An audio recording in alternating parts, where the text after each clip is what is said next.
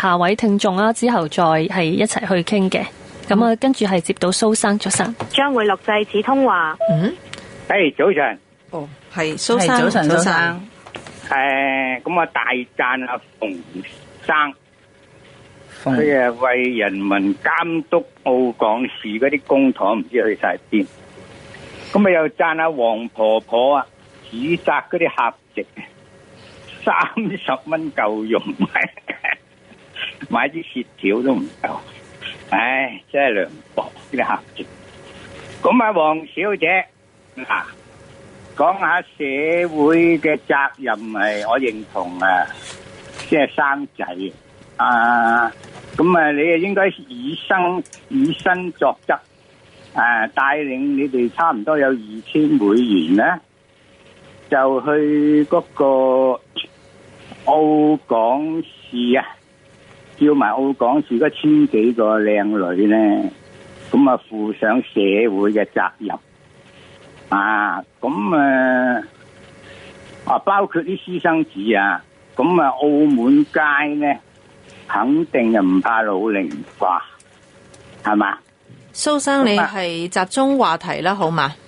我而家仲唔集中啊？係集中講翻你，如果係政策方面有冇啲咩建議啊？你頭先提到啲生育嘅政策。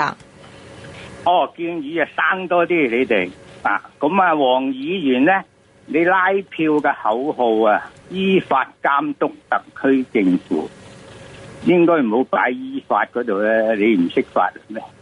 你咁嘅依法監督特區政府係違，即係個特區政府違法咩？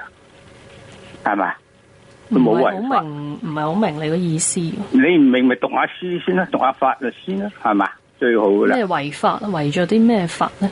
佢依法啊嘛，你阿宋敏利大法官都唔敢咁講，依法監督特區真係，唉，真係讀下書先啦。咁嗰日我9月嘅29號咧，走去你哋個廣場嗰度咧，交辦嗰個習主席嘅經濟思想文化。蘇生，你個人嘅一啲行為可能就唔涉及時事話題啦，有冇時事話題傾啊？哎呀，嗰啲唔係時事啊！